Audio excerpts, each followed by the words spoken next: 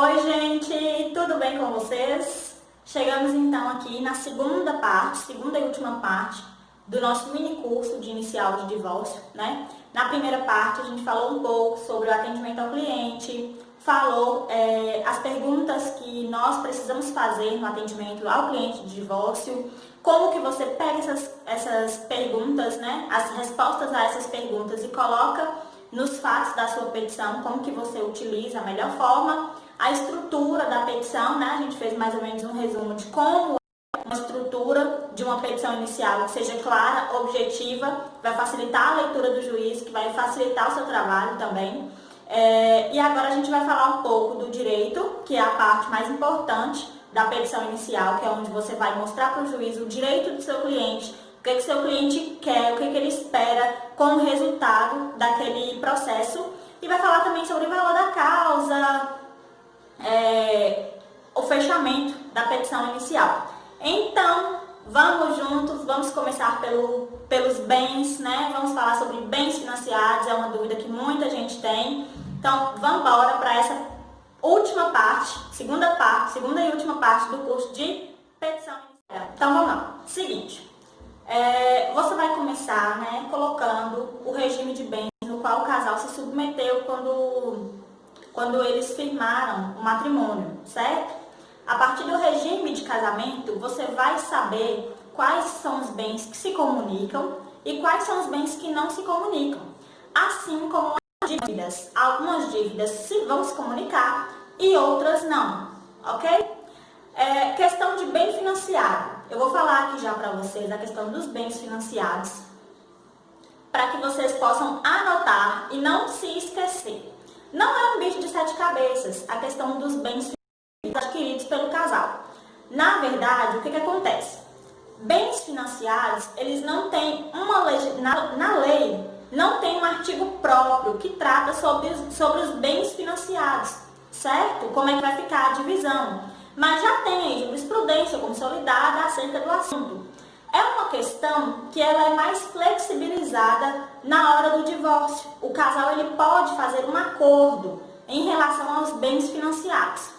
Exemplo, se os dois compraram uma casa financiada e em comum esforço eles pagaram determinada parte e eles vão se divorciar e ainda tem uma parte futura a ser quitada, o que o casal pode fazer? E eu acredito que seja a forma mais prática de resolver esse impasse, né? Só que aí vai depender se o seu cliente ele vai aceitar essas condições. Como eles teriam que dividir o valor que já foi pago, né, entre ambos e dividir também o restante da dívida, seria mais acertado que o casal fizesse um acordo de maneira que um dos dois assumisse o bem com o restante das parcelas que ainda vão se vencer e aí abate o valor que foi pago na dívida que ainda tem.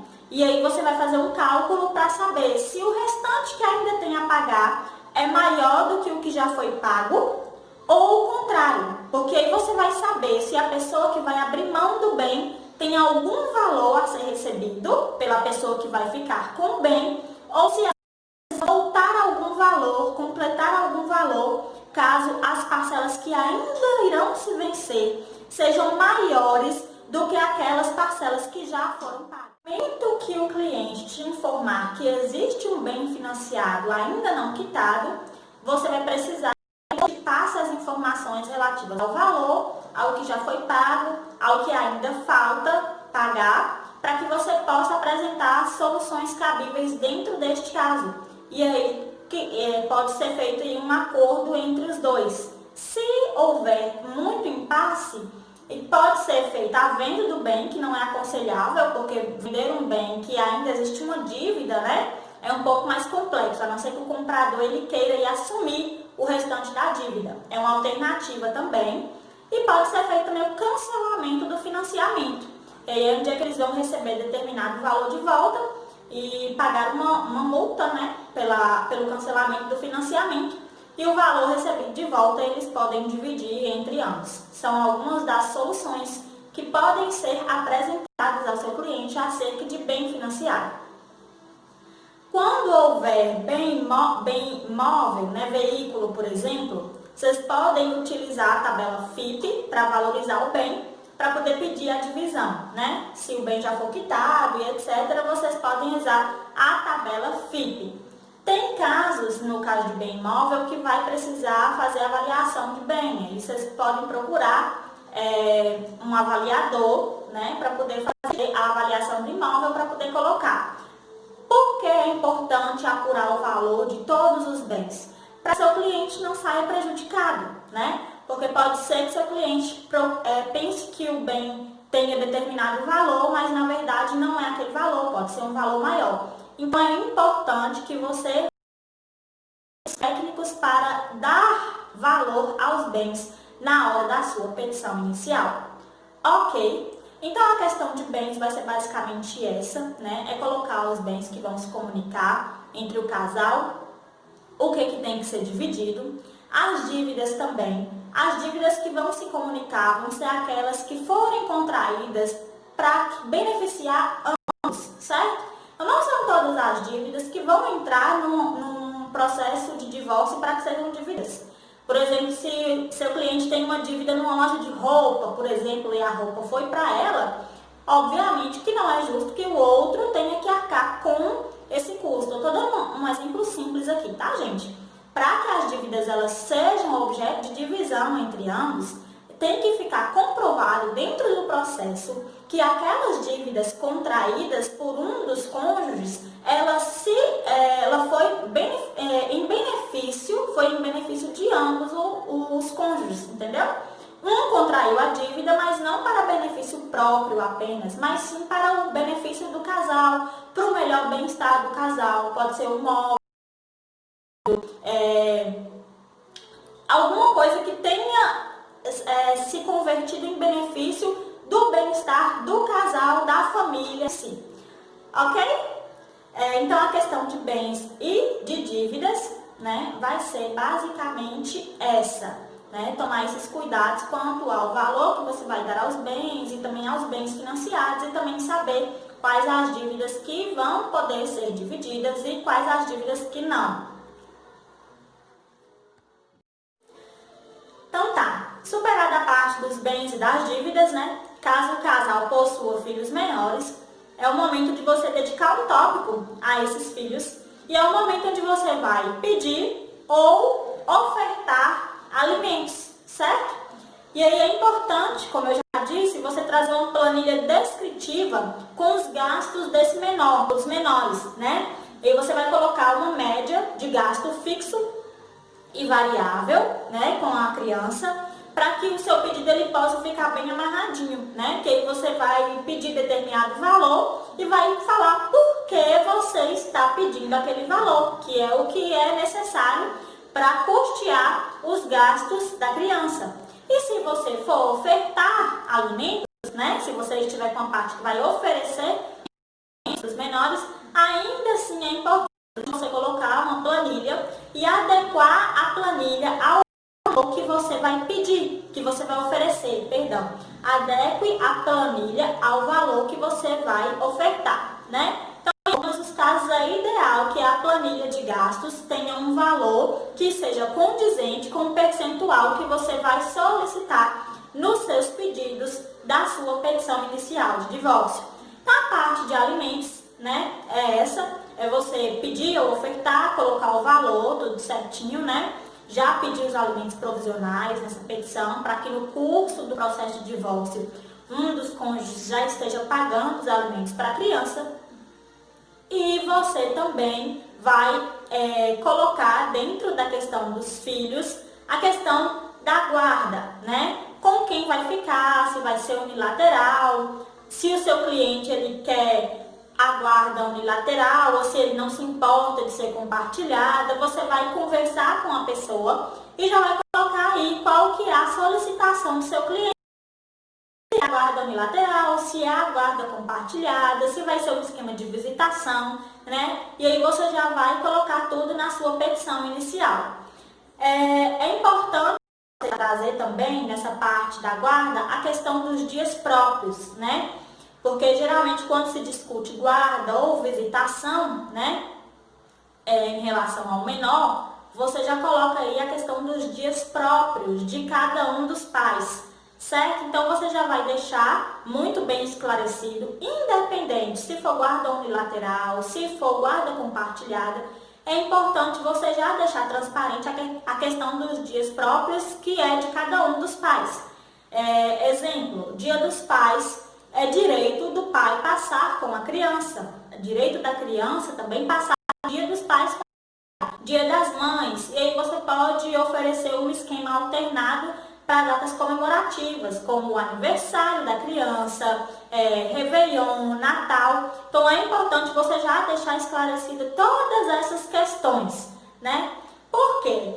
Porque você evita discussões desnecessárias futuras, né? Quando você chegar ali na audiência de conciliação, já vai estar descrito na sua petição inicial todas as questões que envolvam o menor, né?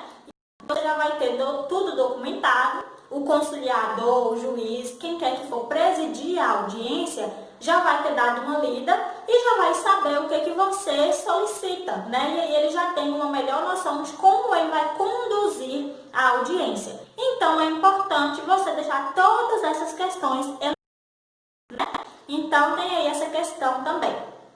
Então, basicamente, são essas duas questões que envolvem o tópico relativo aos filhos menores, que é a questão dos alimentos e a questão de como vai ficar a guarda ou das crianças. Então, aqui é uma parte mais tranquila, não é muito um bicho de sete cabeças para você descrever, né? Tudo também vai ser conversado com o seu cliente, você vai saber o que você precisa colocar aí na questão da guarda compartilhada ou unilateral, o que seja, certo?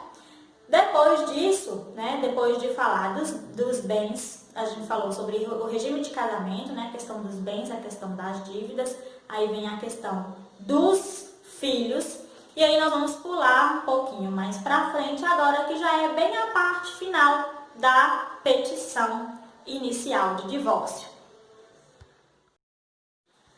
Bom, na petição inicial também, se você estiver advogando para a mulher, você vai perguntar para ela se teve alteração do nome, né? Se quando solteira ela tinha um nome, se modificou o nome quando casou, e aí se ela vai querer manter o nome de casada ou se ela vai querer pedir a alteração para o nome de solteira, né? Que aí você também precisa pedir para que haja a modificação dos documentos e etc.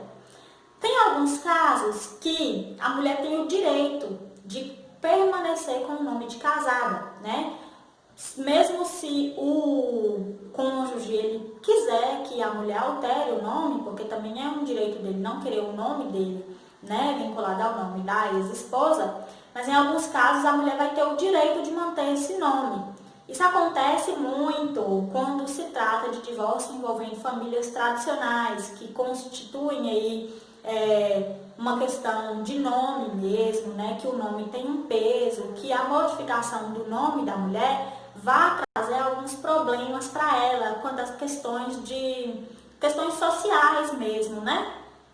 Então, assim, se por acaso envolver esse tipo de situação, a mulher ela tem o direito de permanecer com o nome do ex-marido, mesmo que não seja um desejo dele. Porque aí você vai trazer aos autos, a sua petição inicial, a questão do prejuízo que isso pode acarretar para a mulher, caso ela venha retirar o nome, né, do ex-marido. Então tem essa questão que envolve o nome também, que a mulher pode querer alterar, mas se por acaso ela acreditar que a alteração do nome vai trazer algum prejuízo para ela, então ela tem o direito de permanecer com o nome do ex-marido, né? Então tem essa questão também envolvendo o nome, a alteração do nome. Todas as questões que eu trouxe aqui envolveu muito a hipótese de tratar-se de um divórcio não consensual, né? A gente falou muito sobre questões que podem envolver um litígio. E aí cabe a mim falar para vocês agora um pouco assim, resumidamente a respeito do divórcio consensual. A estrutura da petição, geralmente, não vai mudar, né? Que aí você vai, mesmo a questão dos alimentos e tudo mais, você já vai, se for um divórcio consensual, você já vai colocar o acordo em que os dois entraram e tudo mais. Então, não é uma questão estrutural. O que eu quero falar a respeito do divórcio consensual é que sempre que você fizer um divórcio consensual, não se esqueça que é requisito que a petição esteja assinada por ambos os cônjuges, certo? Então, sempre que você fizer uma petição de divórcio consensual, não se esqueça de, após finalizar a petição, junto do seu nome ao final, né? Quando você colocar o seu nome, né? Fulano de tal, OAB tal, colocar também o nome de ambos os cônjuges e o CPF para que eles possam assinar. Eles podem assinar só a última página ou podem assinar todas as páginas da inicial, isso não vai fazer diferença, desde que em alguma parte da petição conste a assinatura de ambos. Porque por mais que você possua o instrumento de procuração para poder entrar com o processo no nome dos dois, é um requisito a assinatura dos cônjuges para notificar, para certificar que ambos estão em comum acordo com todos os termos do divórcio. Então, não vai haver a homologação do divórcio consensual se não tiver na petição inicial a assinatura de todos os cônjuges, certo? Se porventura você protocolar e esquecer, você pode fazer um termo de acordo, né? Para ambos assinarem, que fica mais fácil do que fazer toda a petição novamente, né? Imprimir tudo de novo, enfim. Você pode fazer um termo de acordo e anexar o processo, uma forma de emendar sua inicial. Mas aí não se esqueçam que é necessária a assinatura de ambos os cônjuges. Beleza? Então, fechando aí, a gente vem para a parte dos pedidos e requerimentos, né? E aí é onde você vai colocar, né? Aí em listinha todos os pedidos que você fez, né? A começar lá da aceitação da sua inicial, gratuidade da justiça, tudo mais. Você vai resumir em forma de pedidos e requerimentos todos os pedidos que você fez ao longo da sua petição inicial. É a hora de resumir, né? A questão dos pedidos, sem deixar de colocar nenhum ponto que você colocou ao longo da petição, né? E também não acrescentar nada que não foi falado. Então, antes de você protocolar, antes de você distribuir, é importante você se certificar que os pedidos que você fizer no tópico de pedidos estejam totalmente em conformidade com tudo aquilo que você escreveu ao longo da sua petição inicial. Bom, vamos ao valor da causa, né, de divórcio. Bom, o valor da causa, no caso de ser apenas uma ação de divórcio, vamos supor que não tem filhos menores nem nada, se for só uma ação de divórcio e tiver bens a dividir, o valor da causa vai ser exatamente a cota parte que você deseja para o seu cliente. Então, se você tem aí um total de bens do casal que valha R$100.000 e o seu cliente pleiteia por 50% dos bens, o valor da causa vai ser de R$50.000, metade do valor total, né? Que é a parte que vai caber ao seu cliente. Então, vai ser, de acordo com o Código de Processo Civil, vai ser dessa forma, né? Vai ser a cota parte de bens relativos ao seu cliente, ok? No caso de não haver bens a ser divididos, for uma petição simples de divórcio, que não tiver bens, não tiver nada a ser dividido, então você vai colocar aí um valor ínfimo de R$100 ao valor da causa, que é só mesmo para os fins fiscais, né? Porque toda petição ela precisa ter um valor de causa, né? Então você coloca R$100 apenas para fins fiscais, os fins devidos de fiscalização. Só esse que vai ser o valor da sua causa no caso de não envolver nenhum tipo de bem. No caso de ser uma petição de divórcio cumulada com uma petição de alimentos, então o valor da causa vai ser a soma dos dois valores. Então, se porventura for a petição que tiver bens a dividir, vamos pegar o exemplo de bens de R$50.000, mais a ação de alimentos. Então, você vai pedir os alimentos e aí o valor da causa vai ser R$50.000, que é o valor que eu já expliquei o motivo, e mais 12 vezes o valor que você pleiteia por alimentos, né? Porque o valor da causa de alimentos, quando é para fixar os alimentos, vai ser sempre 12 vezes o valor mensal que você pediu. Então, se você pleiteia alimentos no importe de R$400, você vai pegar 400, vai multiplicar por 12, vai somar esses R$50.000 e vai ser o valor da sua inicial de divórcio cumulada com alimentos, ok? Se porventura for uma ação de divórcio que não envolver bens, mas tiver pedido de alimentos, então você vai colocar o valor, as 12 vezes o valor que você está pedindo, né, de alimentos, mais R$100, ok? E aí você vai chegar no valor da causa. Depois disso, é só pedir o deferimento da sua petição inicial, assinar o seu nome e fazer o protocolo. Gente, eu espero que tenha sido proveitoso para vocês. Tirei um pouco do meu tempo para poder passar essas informações para vocês, né? De coração. Então, eu agradeço muito vocês terem assistido, terem me dado feedback. Espero que vocês terminem esse vídeo também. Fico muito agradecida de coração. Vou mandar o material em PDF para vocês dessa segunda parte também e vou mandar também um modelo de ação inicial de divórcio. Vou mandar um modelo de ação inicial de divórcio para vocês e um bônus. Eu vou mandar para vocês em PDF um modelo de contrato de honorários de ação de divórcio, tá? Que é muito importante também a gente ter contratos de honorários determinado para aquele tipo de procedimento que a gente está fazendo. Então, como um bônus aí, eu vou mandar para vocês um modelo de contrato de honorários sobre divórcio, tá? Então, por último é isso, é só agradecer mesmo por vocês terem me assistido, por terem me dado feedback. Qualquer coisa, estou à disposição para esclarecer qualquer dúvida. Se tiver alguma coisa que tenha ficado, que eu não tenha explicado direitinho para vocês, vocês podem me mandar mensagem que eu explico novamente com o maior prazer e carinho do mundo, viu? Então é isso, até mais, até a próxima. Conto com vocês no próximo mini curso também.